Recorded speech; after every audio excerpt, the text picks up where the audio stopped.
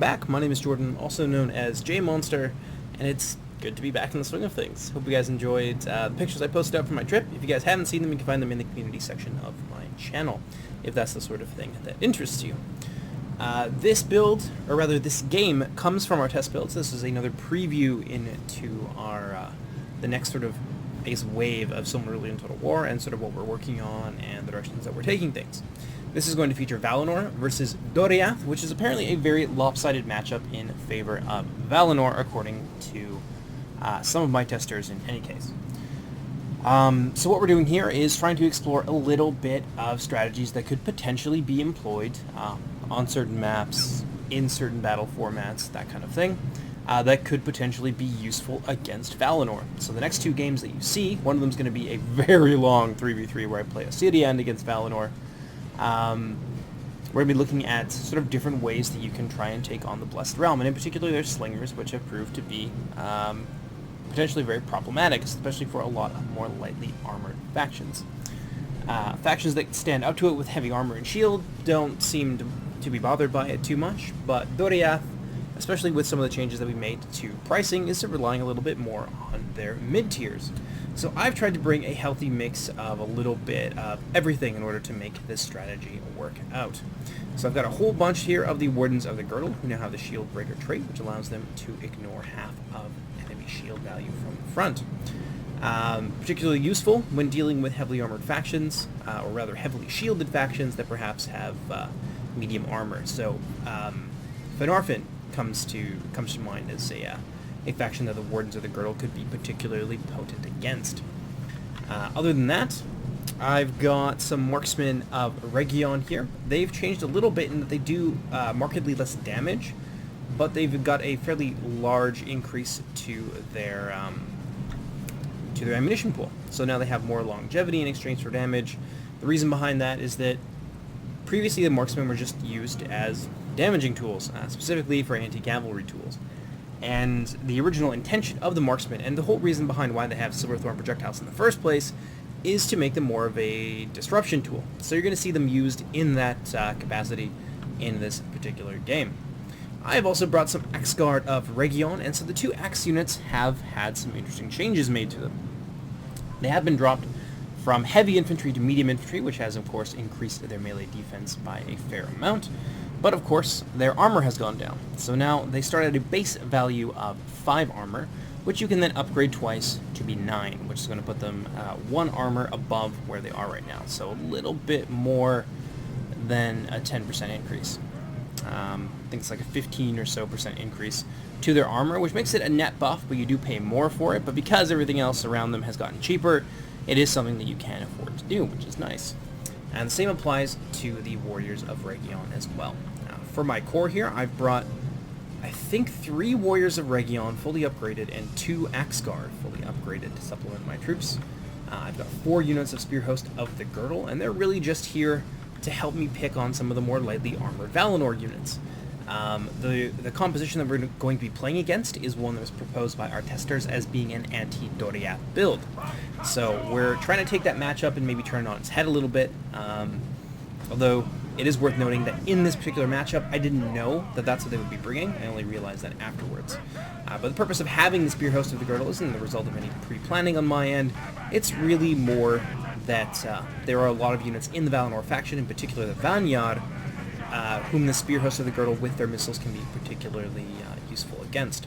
I've also brought 3 units of the Spear Host of the Girdle detachment, which has gone up from, I believe, 2 to 4 in terms of their caps, so now you can field a decent amount of them. They are harassment javelins, unlike the Spear Host Girdles, which are precursor javelins. So now we have 3 kinds of javelins in the mod. Hunter javelins for big scary monsters and heavily armored targets, harassment javelins for, well, harassing people, and then precursor javelins, which generally are given to infantry units who just happen to have a missile. So those are the 3 roles for the hand-thrown javelins at the moment, as opposed to the not hand-thrown javelins. I don't know, ballista maybe. But yeah, so the Spear Host of the Girdle attachments are harassment javelins, so a lot of utility kind of baked in here, and a lot of mid-range punching power. Second company there of my Marksmen, some more Wardens of the Girdle. I've also got 2 units of the Mounted Company. I think they have attack upgrades, pretty sure. I've also brought some Kuthalim with me, who have lost the shield breaker trait, which is something that they had previously, which allowed them to ignore extra armor and shield value in tandem with their AP trait, but now they've just gone back to the AP part of things. The reasoning behind that was because it was just too easy for them to focus down monsters in particular. Now, they'll still be able to be a threat to monsters, but they won't just instantly give them. You'll also notice that they have an upgrade model. So this is their base model, and then the one that you know and love with the gray and silver armor, that is going to be their upgrade model. I've opted not to bring that today. The whole purpose of having my Kuthalim here and having my general in there, of course, is to keep him away from danger, but also to counter some of the Knights of Tyrion, or the heavily armored Noldoran cavalry, and these AP archers are particularly potent against them. I think that's pretty well it. I don't think I have the legendary company. So just to summarize, I've got about 4 units of Wardens of the Girdle with attack upgrades. I've got 4 units of Spearhost of the Girdle, 3 units of Spearhost of the Girdle detachments with their harassment javelins, 2 units of fully upgraded Axe Guard, 3 units of fully upgraded Warriors of Region, and then 2 units of the Marksmen of Region as well. And we're going to go ahead and fast forward here, and then I'm going to see you guys in just a few minutes, and we'll take a look at what the Valinor player is bringing to this battle. And here we are. So, we've got, I believe, 2 units of the Shoal Hunters here. This could be just 1 unit, but I'm pretty sure there's between 2 and 3 units of the Shoal Hunters mounted on their beautiful little unicorn mounts. Look how precious they are. And they are lightly armored missile cavalry with good range, good damage, and a little bit of extra ammo as well. That being said, they are extremely lightly armored, obviously unshielded, and of course, I'll just turn my sound options down here just a little bit. There we go, just to make it a little bit more bearable. They have terrible morale responses. It's extremely easy to rout these guys off with sustained pressure, but they will of course come back after a little while. On his front line, he's got a mix here of Plaza Guardians, 3 times Plaza Guardians with their attack upgrade, which makes them very scary indeed, and some Swan Guard of Alcolande, some cheap fodder to kind of throw in front to keep the Plaza Guardians healthy and allow them to just poke people to death from distance. We've also got at least 1 unit here of the Knights of Tyrion. We've got some Grieving Sons, the legendary company. These are the more lightly armored and more numerous variant of the Sentinels of Tyrion. They've also got a substantial morale boosting ability, so there are some reasons to bring them over the other unit. In particular, these guys have extremely high melee defense, much higher than the Sentinels of Tyrion. I think it's almost as high as double, though not quite there. They do a little bit less damage, but of course there are more of them, so it is, you know, a bit of a trade-off. We've got 3 units of the Shoal Hunters of Alcolande, which are Shield Breaker Slingers. They've got a multi-shot projectile, which I realize is preposterous, but I don't care. It's fun and fantasy stuff, so deal with it. They've also got maces in close combat. They're one of the few armor-piercing options that Valinor have outside of the Valinor Spearmen. And the Valinor Spearmen, aside from the Plaza Guardians, don't exactly do a ton of damage, so armor-piercing for Valinor pretty well across the board is relatively limited. We've also got the Catapult here, being used as the General's Bodyguard. Ignore this little Rohirrim banner carrier. We're actually working on custom banner carriers right now. Eonway, you can see him right there with the golden eyes and the stark white mane. He's going to be leading his troops into battle, not leading from the front this time around, but he's in the Hearthguard Tyrion artillery there. And then the other 2 units of the Shoal Hunters come out of the woodwork. And that's basically it. So the front line composed of chaff plus a whole bunch of the Plaza Guardians. The basic strategy here is to get things pinned on your Plaza Guardians and then use the Shoal Hunters en masse to try and basically cause mass routs or chaos or panic or just kill off things really quickly. Backed up with the Grieving Sons and of course the Knights of Tyrion here, it does make it quite difficult to run these guys down with cavalry. The Shoal Hunters are extremely vulnerable to morale shocks, and they don't have a lot of defensive capability on their own, but Valinor does have a fair amount of tools with which to defend them. And then the other way, of course, we've got the Shoal Runners here. So that's going to do for the army comps. Let's get right into this. This one's going to be a little bit long because my strategy here is really going to revolve around pulling my opponent in. So let's take a look at my deployment here. So I've got a large number of troops stationed over here in the woods. Actually, most of my army is hidden from the view of the opposing player. So I've got some mounted company kind of just sitting out here. I've got some Wardens of the Girdle. These ones are the most front-facing unit, and then I've got some other troops that are within range that can be used to support them. I think I've also got a fairly large flanking force over here.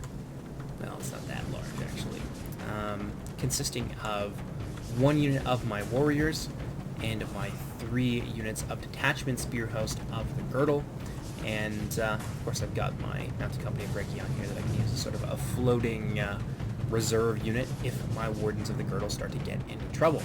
Now, one of the things that I think I forgot to mention because they were invisible is that there are actually 2 units of the Wild Riders of Orome on the field here as well. So there's a crap ton of cav. Very much vastly outnumbers the cavalry that I'm able to bring to my disposal. And trying to rush Valinor in just about most circumstances, unless you've got something amazing in the bag, where you're able to just kind of blitzkrieg them and overwhelm them, and then, of course, get into the shoal hunters and prevent them from routing off a lot of your forces, is it's basically suicide. It's not something that you want to do. Now, catapult opening fire here, going after... Oh, my poor Kuthali. I don't think they actually died from that, though, which is miraculous. I don't think I've ever seen that before. But they're going to take a hit there. They're going to get back up, probably lose some HP as a result. But he's trying to snipe my general, basically, with his artillery. And I can see that, so I'm going to start moving them around a little bit like this, just kind of doing the dance, and trying to throw off. Ooh, that was very close to poor Beleg right there, actually the officer of this unit that's named after him. Just trying to throw off the artillery, basically. And the best way to do that is to wait till it's been shot, and then you start moving around. Don't really want to move forward. I found that a lot of artillery shots tend to fall short. So if you're trying to bait out artillery shots, sometimes moving forward just means that you're going to walk into something. So moving a little bit more laterally to the sides, diagonally, that kind of thing, or moving backwards is probably a better idea. But generally moving forward or backwards isn't really where you want to go. And so I've got a little bit of early action out here, where my poor Wardens of the Girdle ended up getting slammed there by some Knights of Tidion. And the intention here is basically to bait things out from a Doriath player and like force him to show his hand and slowly but surely whittle things down, because like I said, I can't really afford to rush him. At least not with the missile units. Like this on its own, I could probably overwhelm. But with the cavalry, and especially with 3 units of shoal hunters and the Grieving Sons, you really do have to be careful. More catapult shots there, trying to rock my general's world. But we're being all sneaky about it. Fire streaking through the sky there, and that one is just going to get thrown off entirely. However, it will impact some of my poor spear host units there, so they're actually going to lose 10 models in that shot. So that's really, really good luck there from Melkon's catapult unit. Just a total Hail Mary right into the middle of the woods, and it just happens to fry things. Some more troops over here, and this is where we're able to sort of punish the shoal hunters a little bit. So they're just kind of moving around, and then because he didn't know my other unit of Wardens of the Girdle were here, I'm able to actually focus fire down the shoal runners, and you can see that poor morale response at work here, especially with the poison arrows coming in. They don't like getting shot by it, and now they are going to have to beat feet out of there as quickly as possible. So we're going to kill about 2/3 of that unit before Melkon kind of realizes what's happening there. So a decent amount of value. You can see some of the Wild Riders here have come forth. They are able to hide everywhere, which makes them a threat that you can sometimes forget about, and then suddenly they're on top of you, so it's pretty scary. Didn't go super well for me over here, though. My poor Girdle bowman ended up getting scythed through down, it's like over half the unit, down to 60. They're actually out of ammunition now, which I think is okay for me.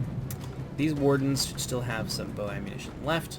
And again, we're just playing the long game here, because I can't afford to move forward against him, so I want to try and, if I can, bait him towards coming into the forest. And I think the best way to do that is to play a little bit with my general. So let's try and figure out where I've stationed my Kuthali. Now, when I saw him moving forward with all of his cavalry, I thought maybe he'd try to rush down my general, so just to be safe, I brought my general back within the fold. And I think his artillery is pretty well out of ammunition. But I'm going to start to bring them forward again. Another shot there. Oh yeah, I can see him. I can see him going for it. So I decided to move forward there, try my luck. Now we're gonna move side to side, like I said, to try and dodge any more incoming fire. Really do look cool though. It's a pretty neat model that Student of Dale put together. At this point, all I want to do is try and bait out as much of this catapult ammunition as I possibly can. If it was to get into like mid-range or something while my infantry was engaged with his infantry, then I'd have to worry about them in addition to the shoal hunters, and both of those units can potentially cause some pretty nasty routing. So that's something that I didn't want to let happen. So if I can use up all of his ammunition and not really give him any value from the catapult, really all he's got is an overly expensive unit of Hearthguard. Ooh, good shot there. More are going to come in though. Yeah, we're going to try and move diagonally to throw off the targeting, then we're going to turn around and move back.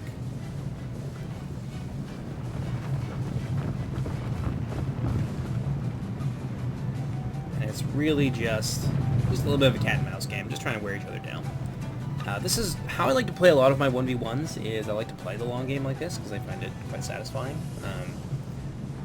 But also it's pretty important in this particular matchup, because of how deadly Valinor can be to a lot of the units that I have. Doriath doesn't generally have the best armor, and they are relying a little bit more on their mid-tiers, and those shoal hunters are an absolute menace when it comes to scything through large amounts of infantrymen. So medium, light, and even up onto the heavy scale, they can be pretty scary.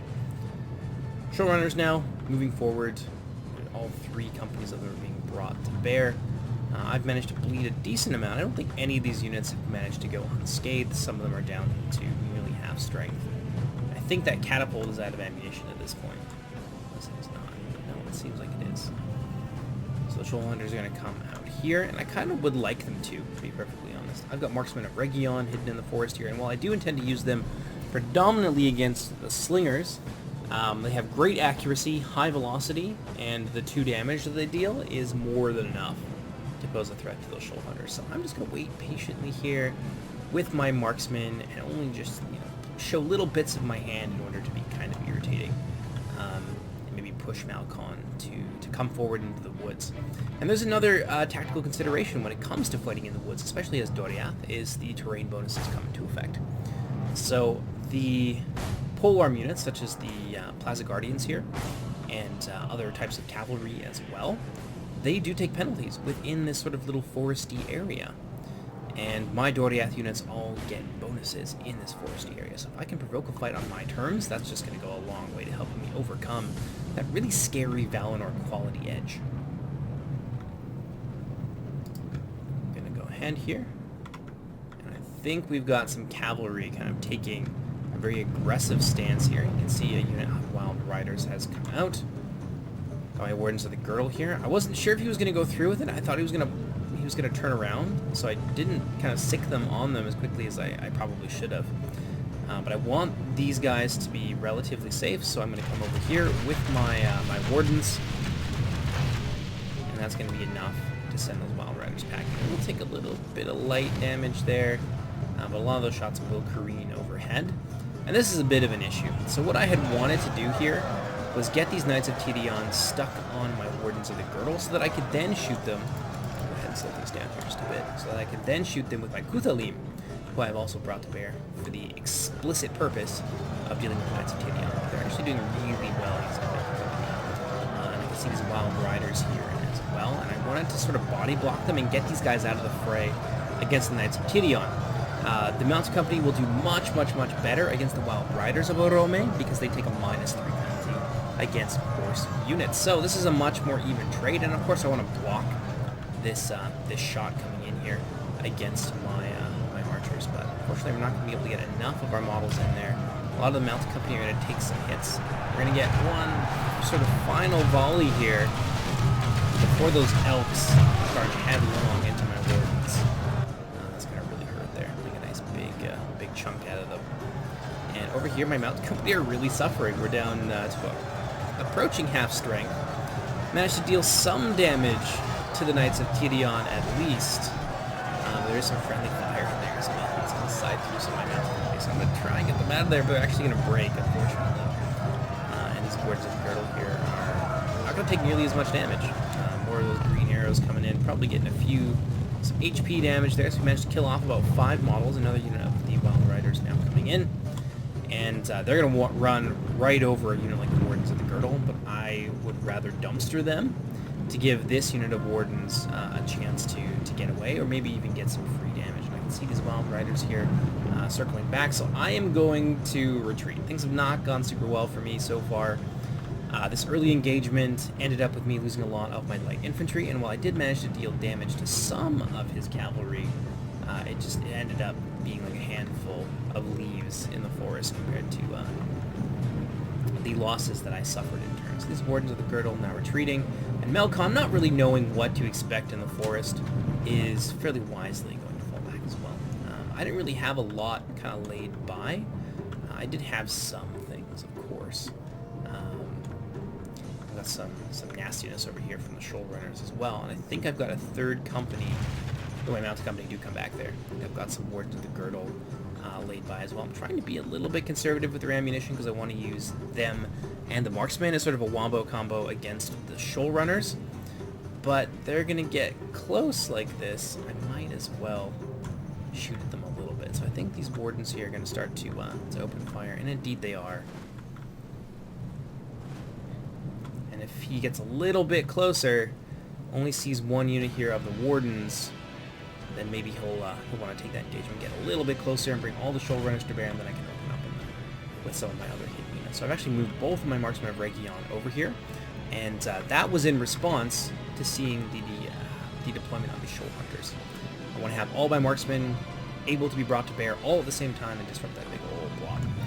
Now, Melkon is going to realize quite quickly that I have yet more units in the woods, kind of waiting for him Viet Cong style. And the tree line is going to light up, and the trees are going to start speaking Sylvan Elf, and now the Shoal Runners are going to have to beat feet and get the hell out of there, because Charlie has given them the business.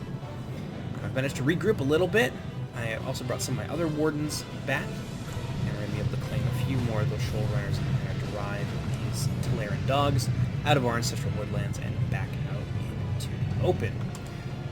But so far, it's relatively even. I've lost a decent amount of my light infantry, and I've expended a fair amount of ammunition, but he's lost a fairly large amount of Shoal Hunters, and I have managed to deal some HP damage and model damage to the Knights of Tirion, who are a potentially very scary unit. The the Wild Riders of Orome are good, but they are quite lightly armored in comparison, whereas the Knights of Tirion can really get into the thick of things, especially against some of my lower melee defense axe arm units. They can be a really big pain. So dealing damage to them is obviously important, but yeah, if you look at the mounds of my dead in here, I've lost like 2/3 of a unit of my melee cavalry, and probably 100 to 150 models out of my light infantry. But now, at this point, the Valinor player Melkon is probably getting a little bit tired of my shenanigans, and I can see him now beginning to move forward with the main body of his army. Now, most of the pieces on my board are kind of set to be where they need to be. All of my stuff is pretty well hidden. I've still got more Wardens of the Girdle laid by in reserve. So in total, I've got a couple units here of Wardens. One of them is missing a bit of ammunition, and then a second one with nearly full ammunition, plus 2 full units of the Marksmen of Region, and that should be enough to be really disruptive to the Slingers. You can see them moving in with the Grieving Suns. Grieving Suns are also another really good missile target, in particular for my Spear Host. My Spear Host could really do a number on them with those precursor jabbies, and yeah, they'll definitely be a high priority target for sure when it comes time for glorious melee.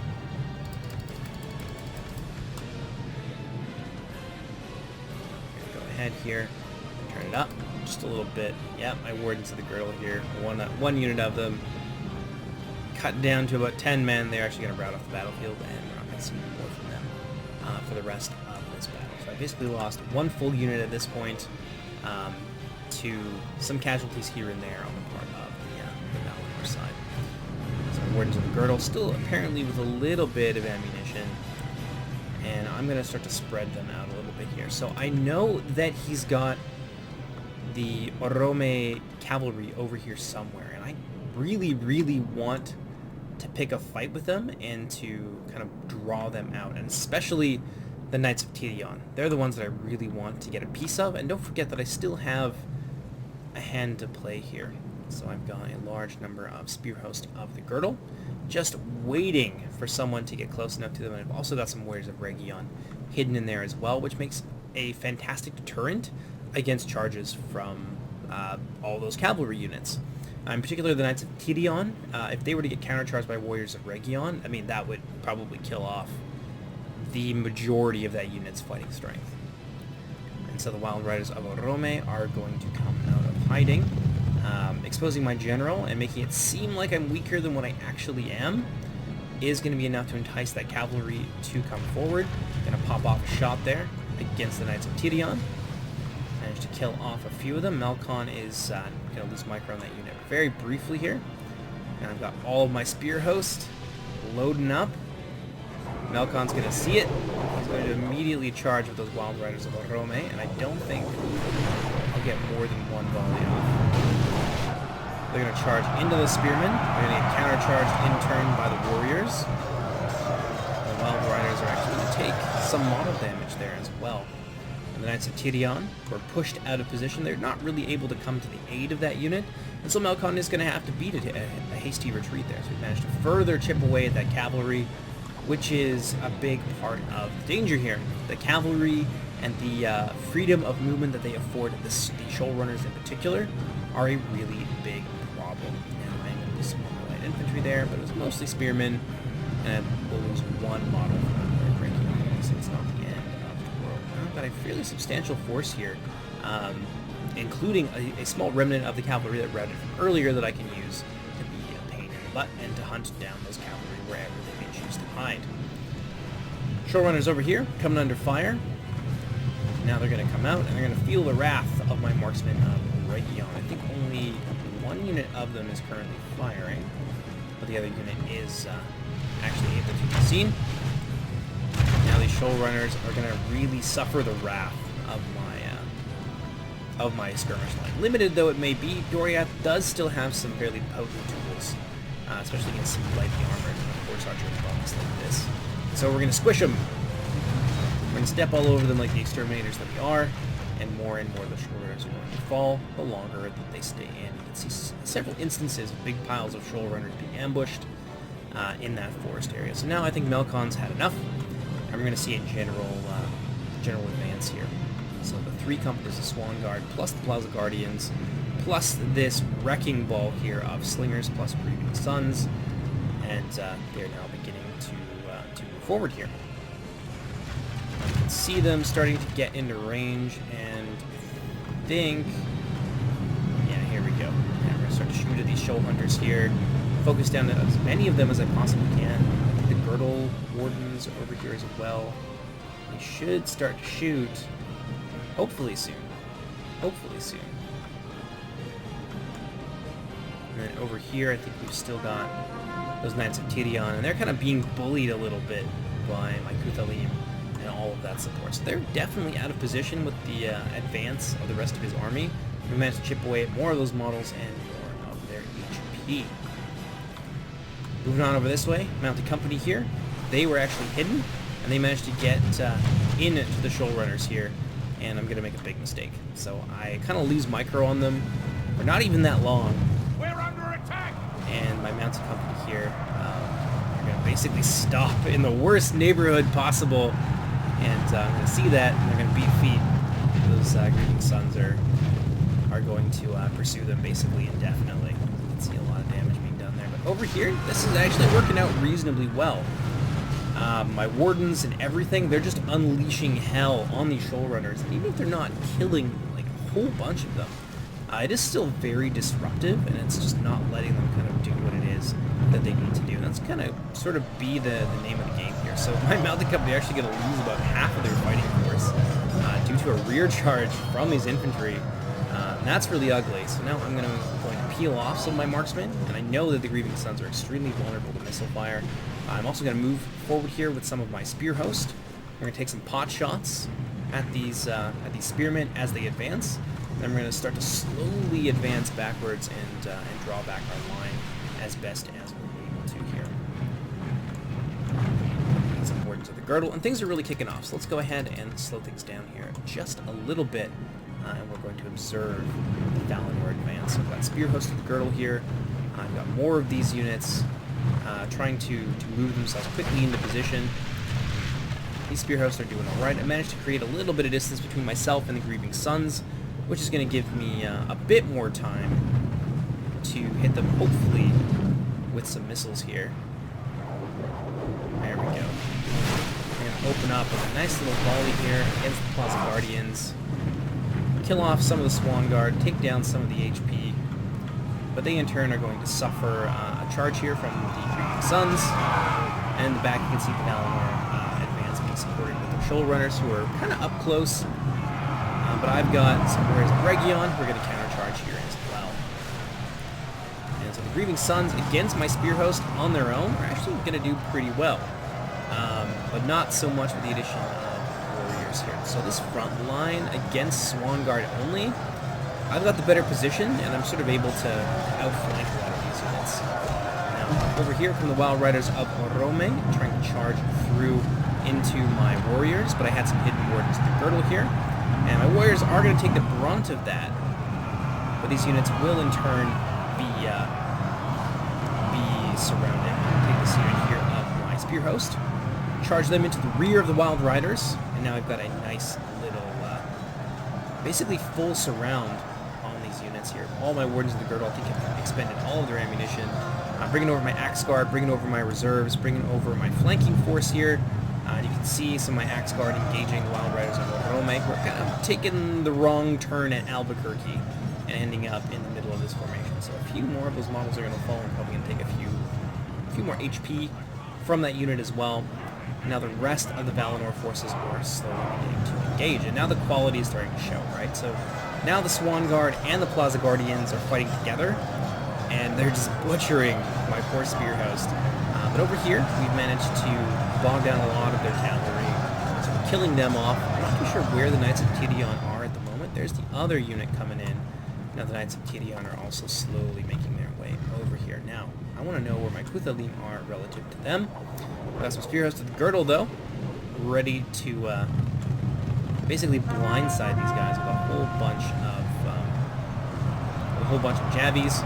We've got some cavalry there to sort of get in the way and body block a few of these big deer as they come through.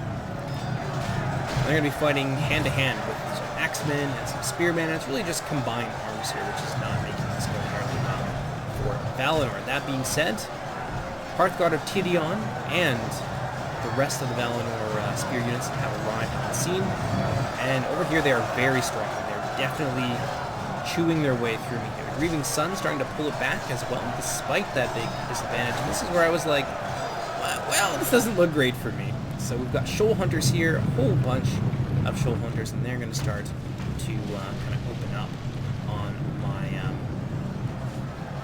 on basically whatever they can get a piece of.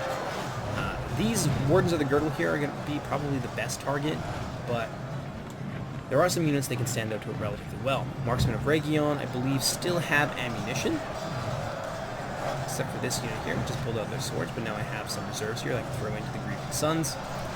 And I also have some things that I can use to sort of be obnoxious and hurt the shoulder. So they're basically all opening up on my remaining marksman unit, but they've got 9 armor, so they're actually going to stand up to that fairly well. Go ahead and turn up the speed here a little bit. They're really only going to lose like 3 models from that. So armor does play a substantial role in helping people stand up to this horrifying machine gun monster. And it's going to divert a lot of their attention. Now, if these had been used, say, like over here, like come all the way around and try to rout off some of my troops, that would have been pretty scary. And that's kind of what I was fearing the Melkon was going to do. So I've already got some troops over here to sort of bust through, because really this is just a big skirmish block. All of his stuff has been committed to his front lines. His cavalry is having a hard time. You can see some of them in the back lines here. Yeah, suffering a a charge here and some poison arrows and some AP arrows, and those Knights of Tyrion are actually going to lose like a significant amount of their fighting strength. Wild Riders here are going to go for another cheeky charge. My warriors are going to see it, turn around, and of course we've got the Spear Host and Close Attendant. So this is really undefended, and I just want to get my troops through here and push them through as quickly as I'm able to. The Marksmen of Region here taking the heat for a lot of these units, so I'm going to bring in my Marksmen who are out of ammunition, and a whole bunch of Wardens of the Girdle. We're just going to bust through here. There's really nothing left. Because this Valinor composition relies so heavily on its cavalry and its skirmishers, when it comes to something like this against my particular army that just has a lot of reserves, there's really nothing to stop me from, say, outflanking them or just being a big pain. So I've got my Marksmen back here who are just continuously applying whatever pressure that they're still able to. And now I want to get these guys through here. The Grieving Sons are actually kind of body blocking for my troops, and I'm just trying to like force move them through here while preventing these Shoal Hunters from being a real problem. And in terms of like casualties, we've managed to do a decent amount of damage to them. Although one of the units is basically at full strength, and Melkon is going to pull off some troops here to kind of prevent me from getting in there. But that's going to open these guys up to a nice little cheeky charge here from my Axe Guard. They're going to get in there, get right in the thick of things, and that's going to be really ugly for these units. Now, I actually pulled these guys out earlier. They were fighting over here, trying to just hold the line, but I saw what he was doing with them. I decided, you know, maybe I could pull these guys out, cycle charge my infantry, and then take advantage of some of the blobbing here, especially around the wings. So I'm going to throw the Kuthalim in there as well to try and anchor the line, and now these Plaza Guardians are in some real big trouble. Now, the Shoal Hunters over here, I brought some of my warriors in, and they're going to be able to get into the Shoal Hunters. And the Shoal Hunters don't want to stick around for this, because of course there are a whole bunch of other light infantry that are coming by to be a problem. Now, over here, these Shoal Runners have engaged my Marksmen, and my Marksmen are just making mincemeat of them. And that's not even going to be too fun for them. But this is really important, because even if I don't get a piece of these Shoal Hunters, I've bullied them out of position to a place where they can't actually be scary to me anymore. And I've also got some more troops over here behind the lines. These are my flanking forces, so my one unit of warriors, my 3 units of Spear Host. What I'm going to do is pull off, I think, one of my units, or a couple of my units of Spear Host, and then maybe keep 1 or 2 back here to throw into the rear of the Plaza Guardians, and that's just going to set them up for a they have lost half their men. For a charge from the Warriors of Region. Basically an alley-oop there to weaken these guys so that my warriors can get in there. And now I'm basically pursuing these guys quite far afield. I've got Wardens of the Girdle over here, and I've got Spear Host on the Girdle. Of course, I'm chasing 3 units with only 2, which for now is okay, but Melkon is going to see this. He's going to start to break off and move his troops in different directions, which of course is going to create some good opportunities for him. So that's a really good tactical play there on his part. But yeah, they're way far away from where they need to be. And over here, I've actually managed to get some more Warriors of Region behind the lines as well. This is the unit that was helping kind of chase these guys down earlier. And I could see that I was still losing the infantry fight in places, especially right here, where there's still a fairly good amount of Plaza Guardians and also the Catapult as well. So my Warriors of Region are charging in there. Plaza Guardians are kind of at their weakest when they're in the forest. And being surrounded, it's just bad news bears for them all around. And now that that's happened, I've actually pulled off more of my Spear Host of the Girdle, and we're going to use them to put pressure on all of these units. So these Spear Hosts really getting raked over the coals there by those Slingers. Now they are luckily going to manage to avoid routing, activate their charge, and this unit here is going to prevent a follow-up volley that could have potentially routed them. So these Spear Hosts are now chasing them, and my warriors chasing the other units, and basically these Shoal Hunters are out of the game. There's nothing that they can do unless they want to fight in those corners. Over here, on the main line, we're crushing what remains of the Valinor infantry. So these Plaza Guardians have been almost completely exterminated. Now there are more, and there's some Hearthguard of Tyrion as well. Yanwei is actually over here dueling with one of my warriors of Region. We've defeated their forces on the wing. Melkon kind of sees which way the wind is blowing and realizes that he's about to be surrounded on multiple sides. And there's really not a whole lot that he can do here. So he's going to admit defeat, and that's basically game over. So does it prove the issue between Doriath and Valinor? Absolutely not. It's just one game, and I was able to do a lot of things by employing a sort of different, unconventional strategy. I don't necessarily think that this is something that you could just consistently do. It's something that you kind of have to surprise people with. And it, of course, needs terrain that enables you to do that. But still, it was a really cool battle. It was interesting to take Doriath into the field when they're a faction that, according to our testers, has really struggled against Valinor, and against a build particularly tooled, apparently, for defeating Doriath, and being able to defeat them fairly soundly. I thought that was kind of cool. I thought it was a satisfying way to play, but it's also a little bit campy, and it's extremely campy, and it's just like trying to pull people in and playing that long, slow game, which isn't necessarily fun for other people to play against. I personally enjoy it because I think it's very satisfying to try and push people into making those mistakes by basically giving them no other choice. It's like sort of a chess match, basically. But whether or not most people like to play that way and whether or not it's fun to play against is something that's obviously up for debate. So yeah, doesn't prove the issue, I think, one way or the other, but it does show that under the right circumstances, using the right tactics, it is possible for Doriath to take a win in this situation. Overall, my mounted company, certain units like my mounted company didn't do very well. Some of my warriors didn't get a ton of kills, but of course, this is a very low model count Valinor army in the first place.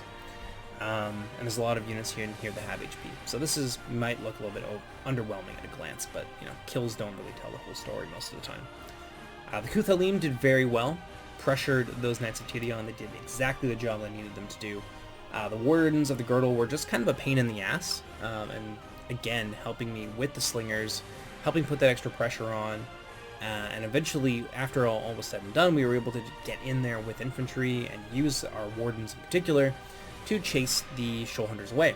So if the Shoal Hunters they don't have the cavalry support that they needed, because we managed to sweep their cavalry from the field and whittle down the skirmish cav, so they couldn't fight a covered retreat. They're very vulnerable, especially in a build like this that just doesn't have the infantry to cover all of its bases. So I think we definitely saw some of the cracks in this anti-Doriath build and how you should probably go about defeating it, and what things in particular that you need to focus on.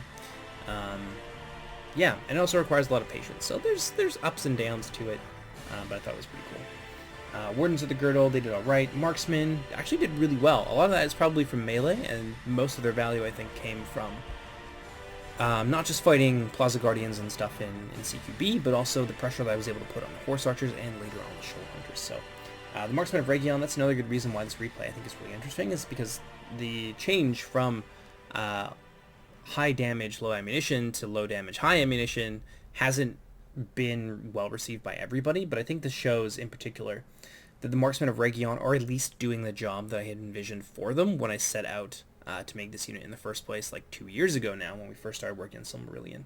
So I'm pretty satisfied with it, and I was pretty satisfied with their performance on the field today. Spearhosts all did abysmally, but they're mostly just there to die and to be annoying and to be an anti-cavalry deterrent, and I think they did that pretty well.